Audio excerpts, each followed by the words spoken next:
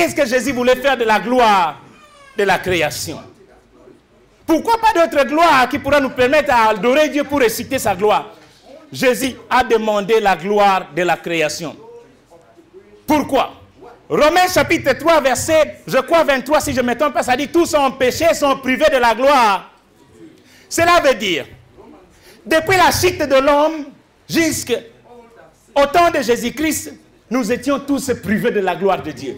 Personne ne pouvait expérimenter la gloire de Dieu. Personne ne pouvait voir la gloire de Dieu. On était seulement là, mangeant le miettes, attendant ce que le prophète va faire. Si ce jour-là, ça plaisait à Dieu qu'il passe un message au prophète, nous en bénéficions. Mais la gloire n'y était point. Comme Jésus savait qu'il partait vers la fin de son ministère, que tout était déjà mis en place, il réclama la gloire de la création. La gloire de la création, tu en as besoin. Aujourd'hui, tu es menacé, tu es oppressé, tu es envoûté de foi parce qu'il n'y a pas de gloire, frère. L'autel n'a pas de gloire. Aujourd'hui, nous voyons les prophètes de Baal se tenir devant de croisades et de croisades, prêcher aux gens parce qu'il n'y a pas la gloire de Dieu. Tu as besoin de la gloire de Dieu. Nous avons déjà fait les doxa aujourd'hui. Mais nous allons réclamer le kabob, que Dieu puisse nous restaurer, nous donner cette gloire que nous avons besoin. La gloire qui va nous amener à la place, à la place de la bénédiction. La gloire qui va nous ramener au lieu de la bénédiction, là où Dieu lui-même t'avait placé. Frère, aujourd'hui tu ne vis pas tout ce que Dieu t'avait promis. Pas parce que Dieu ne veut pas. Tu es porteur des promesses de Dieu. Tu portes en toi les promesses de Dieu. Mais la plupart des promesses ne sont pas activées en toi parce que tu ne sais pas. La Bible dit, mon peuple périt par manque de connaissances. Parce que tu n'as pas su, tu ne vis pas la gloire de la création. Pourquoi la gloire de la création, pasteur? La gloire de la création ramène tout en place. La raison par laquelle Jésus avait demandé la gloire de la création, parce que le péché avait tout abîmé.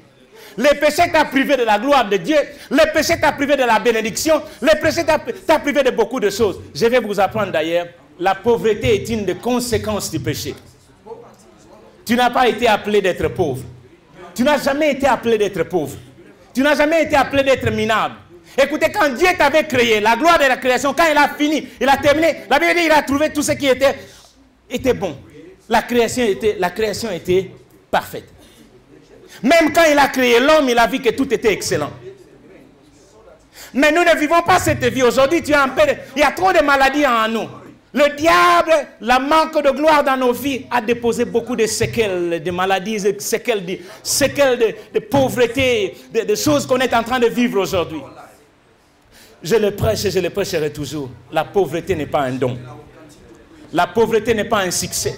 La pauvreté n'est pas quelque chose que tu dois hériter. La pauvreté était une conséquence du péché.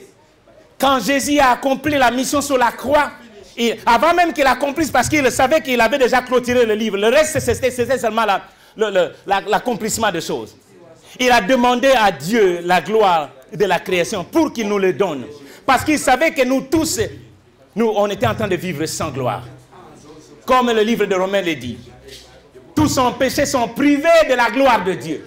On n'avait pas la gloire de Dieu. Quand tu n'as pas la gloire de Dieu, c'est une protection.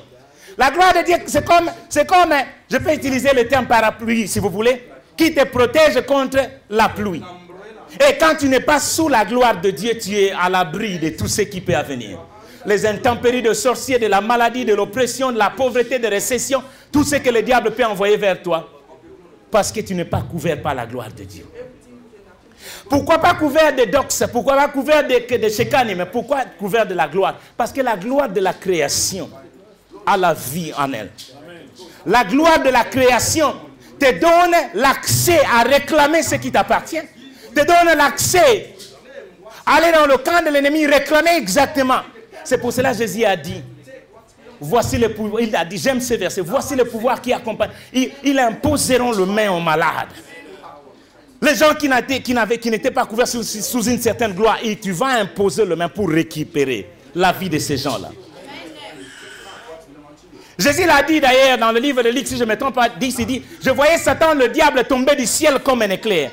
Et voici, je vous ai donné le pouvoir de marcher sur le scorpion, le serpent, sur toute la puissance de l'ennemi. Un peu plus loin, il dira, rien ne pourra vous nuire. Il était en train de nous restaurer. Mais à la fin, il a décidé de nous donner la gloire. Frère, tu as besoin de la gloire de Dieu. Nous prions souvent parce que Jacques a dit, le livre de Jacques dit, nous demandons et nous ne recevons pas. Parce que des fois, nous ne savons pas comment demander.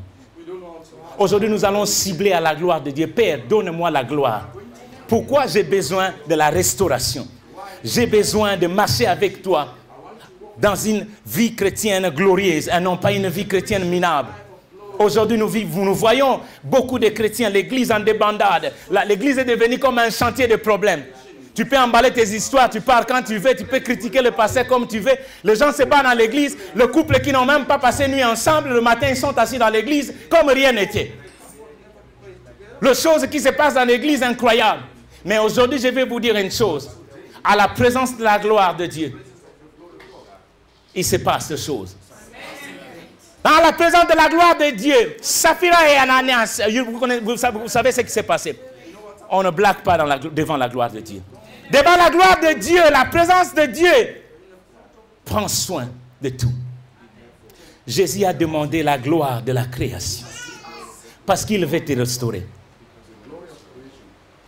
Je vais vous dire une chose, à rentrer même dans le livre, dans l'Ancien Testament, que la gloire de Dieu était absente. Depuis le temps du prophète Élie, jusqu'au temps du roi Saoul, la gloire de Dieu était absente en Israël. Vous connaissez l'histoire quand les Philistins étaient venus prendre l'arche de l'Éternel, ils les ont emmenés chez eux comme ils voulaient. Depuis ce temps-là, jusqu'à la royauté de Saoul, il n'avait pas de gloire en Israël. J'aime cet homme, David. David est le seul roi, le seul prophète qui est entré dans le futur pour récupérer le présent, l'amener à son temps. David est entré, est allé dans le futur, il a compris que Dieu ne peut que négocier avec son peuple s'il a sa gloire. Il a réclamé la l'arche de l'Éternel de revenir en Israël. Jésus a dit que l'arche puisse revenir en Israël. La raison pour laquelle l'arche devait revenir, parce qu'il n'y avait pas de gloire en Israël. En anglais, on dit business as usual. Le roi Saoul vivait comme roi, tout était comme, semblait être normal, mais il n'y avait pas de gloire. Il n'y avait pas de gloire. Alors David a décidé un jour d'aller chercher l'arche de l'Éternel.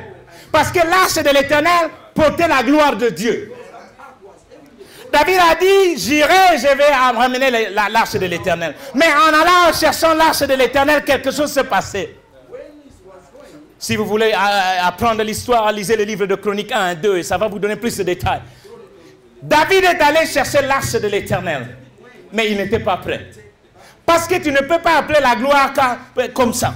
Tu dois être prêt pour recevoir la gloire. Au départ, je vous ai dit c'était une puissance. Quand ça vient avec toute sa force. David est allé chercher l'arche de l'Éternel avec une équipe. Mais en allant, quelque chose s'est passé. Quelqu'un était mort. Où ça?